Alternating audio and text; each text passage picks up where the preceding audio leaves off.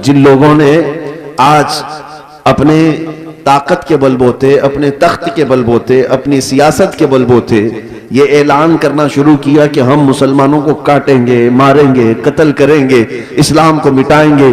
खाक मिटाएंगे, तुमसे तुम्हारी खुजली नहीं मिटाई जा सकती। वाह वाह वाह। क्या खाक मिटाओगे? तुम क्या समझते हो इस्लाम किसी मोहल्ले का मजहब है? नहीं, किसी एक बस्ती का दीन है? इस्लाम की जड़ें तहतुस्सरा में है और इसकी शाखें औजा सुरैया पर। इस दरख्त को हिलाना तो दूर की, पत्ते का बहाल देखा करना भी मुश्किल है। दुनिया बहुत कोशिश करके देख चुकी, तुम्हारे पास कितनी ताकत है, न कारून के बराबर है, न शद्दाद के बराबर है, न फिरौन के बराबर है, न हामान के बराबर है। बड़ी बड़ी ताकतें आई, लेकिन दीन हक को कभी ना वो मिटा सकी थी, ना मिटा सकेंगी। जिंदगी के ईमान के मजे लेना है तो मदीने वाले की तरफ नबी पाक सल्लल्लाहु तआला अलैहि वसल्लम के अखलाक से बढ़कर किसी के अखलाक है? अस्सलामुअलैकुम दोस्तों, आज आप लोगों के सामने मुफ्ती सलमान अज़हरी साहब का मौजूदा हालत पर बेहतरीन बयान पेश कर रहा हूँ। ये वीडियो को स्टार्ट करते हैं। नबी पाक सल्लल्लाहु तआला अलैहि वसल्लम के अखलाक से बढ़कर किसी के अखलाक है? नहीं। उनसे बेहतर किरदार किसका हो सकता है? मेरे अजीजों, आज दुनिया अगर तुमसे भी मुंह फेर रही है तो इसकी वजह यही है कि तुम्हें खुद नबी पाक की सीरत नहीं मालूम। एक मैं अपनी बात बताता हूं तजुर्बे की। एक बार एक ट्रेन से मैं उतर रहा था, एक नौजवान ने, मीलाद का दिन था, 12वीं शरीफ का, उसने मुझसे पूछा कि कोई ऐसा अमल बता दीजिए जो रसूलुल्लाह को खुश कर दूं। सुभान। रबीउल अव्वल शरीफ में आप भी कुमकुमे लगाते होंगे, सजाते होंगे ना गलियां, जी, जुलूस भी निकालते हैं, सारी चीजें करते हैं, लेकिन कुछ काम और भी हैं तुम्हारे जिम्मे। स्टेशन में थे, रेलवे स्टेशन से उतर रहे थे, मैंने उस नौजवान से कहा, बेटा अगर कुछ करना है तो देखो हम स्टेशन पे हैं, जाओ कोई बूढ़ा या कोई कमजोर हो जिसका सामान भारी हो तो उठा लो, ये मेरे नबी पाक के अखलाक हुजूर की सुन्नतों में से और हुजूर के अखलाक करीमाना में से ये बात थी। मक्का में हुजूर इस बात पर मशहूर थे कि अगर कोई बूढ़ा सामान उठाकर जा रहा होता, नबी पाक खामोश नहीं खड़े होते, उसका सामान अपने कंधे पे ले लेते। हुजूर अकरम सल्लल्लाहु तआला अलैहि वसल्लम के मुताल्लिक हजरत खदीजतुल कुबरा रज़ियल्लाहु तआला अन्हा ने भी ये फरमाया कि आप बूढ़ों का, कमजोरों का बोझ उठाते हैं, अल्लाह आपके साथ बुरा कभी नहीं फरमाएगा। मेरे अजीजों, मैं आपको एक तजुर्बे की बात बता रहा हूँ। वो नौजवान गया ढूंढते हुए, एक बूढ़ी औरत उतर रही थी 2 बड़ी थैलियां लेकर, उसके पास गया कि अम्मा जी ये मुझे दे तो मैं पहुंचा दूंगा आप तक। पहली बात में जाहिर सी बात है, अजनबी को कौन सामान देगा? उसने मना किया कि भाई छोड़ दो, मेरा सामान मुझे ले जाने दो। वो नहीं दे रही थी, इसने जिद किया कि मुझे दे दीजिए। वो खातून कहने लगी, पहले ये तो बता तू कुली है या सामान उठाने वाला है? ड्रेस से तो नहीं लगता कहीं मेरा सामान उठा के भाग गया। उसने हकीकत बताई, अम्मा जी बात यह है कि आज 12 रबीउल अव्वल है, सुभान, हमारे प्रोफेट मोहम्मद सल्लल्लाहु तआला अलैहि वसल्लम का जन्मदिन है, और हमारे नबी पाक सल्लल्लाहु तआला अलैहि वसल्लम बूढ़ों का और कमजोरों का बोझ उठाते थे। उनकी ये आदत थी, मैं चाहता हूं कि उनकी वो अदा पर मैं अमल करके उनको खुश कर दूं। सुभान। उस औरत के दिल पर ये बात लगी। वो नॉन मुस्लिम थी। उसने सामान उठा लिया, जहां तक जाना था वो खातून के साथ गया, टैक्सी किया और भेज दिया, नंबर शेयर कर लिए थे। वो औरत चली गई सामान लेकर। मेरे अजीजों, 6 महीने गुजर गए इसी तरह से। वो नौजवान मुझसे कहता है कि मुझे तो खबर नहीं थी, बात आई गई हो गई, एक बार इस तरह से किसी की मदद कर लिया। लेकिन 6 महीने के बाद वो एक खातून जो क्रिश्चियन थी, वो फोन करके कहती है कि बेटा क्या हाल चाल है, तुझे याद है हम स्टेशन में मिले थे और तू मेरा सामान उठाया था? कहा हाँ अम्मा जी याद है। कहा कि पिछले 6 महीने से मैं तेरे नबी की सीरत ही पढ़ रही हूं। सुभान अल्लाह, सुभान अल्लाह, सुभान अल्लाह। तूने मुझे उनकी तरफ डाइवर्ट कर दिया, और हर दिन उनकी बात पढ़ती हूँ तो मजा कुछ और ही आता है, सुभान, लुत्फ कुछ और ही आता है। अजीजाने गिरामी वक़ार, आज भी दुनिया तुम्हारे नबी को अगर पहचानेगी तो तुम्हारे अखलाक से पहचाने, बेशक, सुभान, तुम्हारे किरदार मानो अपने नबी पाक। लिहाजा तुम्हारे ये जिंदगी गुजारने के तौर तरीके ऐसे नहीं होनी चाहिए कि दुनिया तुमको देख करके ये कहे ये निहायत गंदे रहने वाले कहां किस दीन की तरफ बुलाएंगे। न इनके यहां पाकीज़गी है, न तहारत है, न सफाई है। आज नशा अगर कहीं बिकता है तो लोग तुम्हारी तरफ इशारा करते हैं, पता पूछो कि नशा कहां मिलता है तो मुसलमान मोहल्लों की तरफ इशारा कर देंगे। करते भी यही हैं, बेचते भी यही हैं। और मेरे अजीजों, सबसे ज्यादा जराइम कहां होते हैं?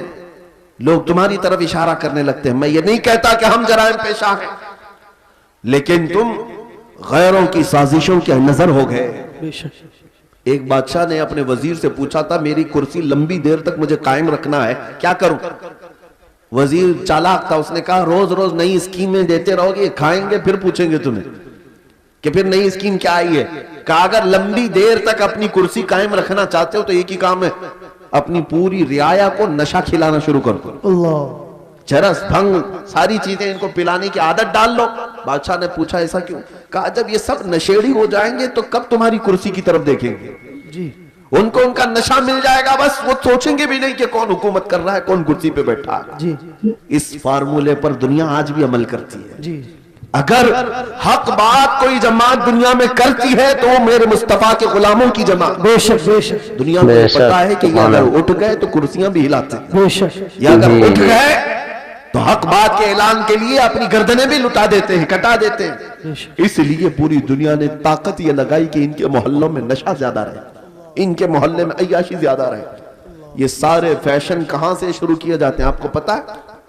آج سعودی عرب پوری دنیا کا ٹارگٹ بنا ہوا ہے. اسرائیل وہاں اترا ہوا ہے, امریکہ وہاں اترا ہوا ہے, رشیا, UK سب وہاں اترے ہوئے ہیں.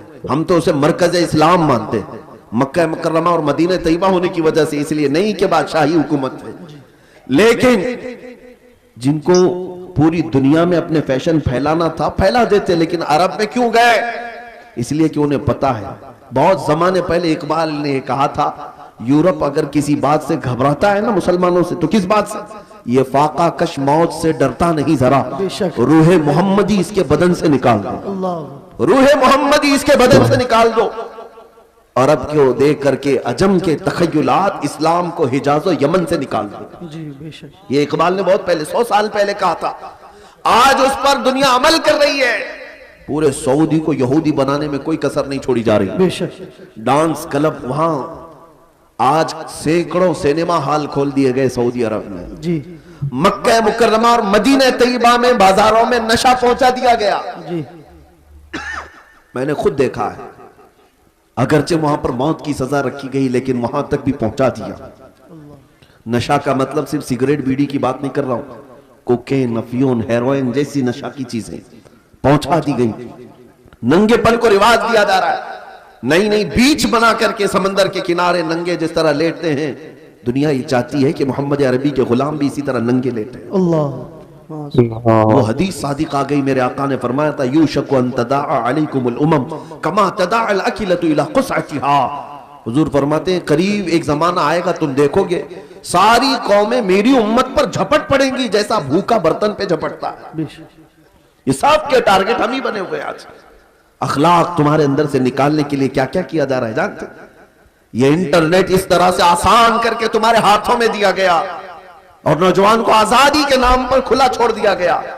نوجوان لڑکا ہو کہ لڑکی ہو, اسے خبر بھی نہیں ہے کہ تمہارے ہاتھ میں ایٹم بم کی طرح سے ایک ہتھیار آیا ہے. یہ ہو سکتا ہے دنیا کو نہ تباہ کرے لیکن تمہارا ایمان اور اخلاق مکمل تباہ کر رہا ہے. ایک دو نہیں سینکڑوں نوجوانوں کے میسج میرے پاس ہے جنہوں نے 25 سے 30 سال کے بیچ میں ہی اپنی جوانی برباد کر لی. کیا کرتے کیا تھے؟ اس موبائل کی دنیا میں داخل ہو کر انہیں ایسا لگتا ہے اب کوئی نہیں دیکھ رہا ہے, پورنوگرافی کرتے رہو, بے حیائی کی فلمیں دیکھتے رہو, ننگی تصویریں دیکھتے رہو. میرے عزیزوں, میں نے ایک ڈیٹا نکالا تھا لاک ڈاؤن کے موقع پر, اس میں جو انٹرنیٹ میں سرچ کرنے کا جو ڈیٹا آتا ہے کہ کس چیز کو کتنی بار سرچ کیا گیا ہے, تو پتہ ہے آپ کو حیرت ہوگی, ایک رپورٹ آئی ہے اس لاک ڈاؤن کے بیچ میں 95% اگر نیٹ میں کوئی چیز سرچ ہوئی ہے تو پورنوگرافی, گندی تصویریں اور ننگی تصویریں دیکھنے کے لیے سب سے زیادہ سرچ کیا گیا ہے. یہ کیا ہو رہا ہے؟ آپ کو اندازہ بھی ہے کہ دنیا تمہیں تباہی کے کس دہانے پر لے جانا چاہ رہی ہے.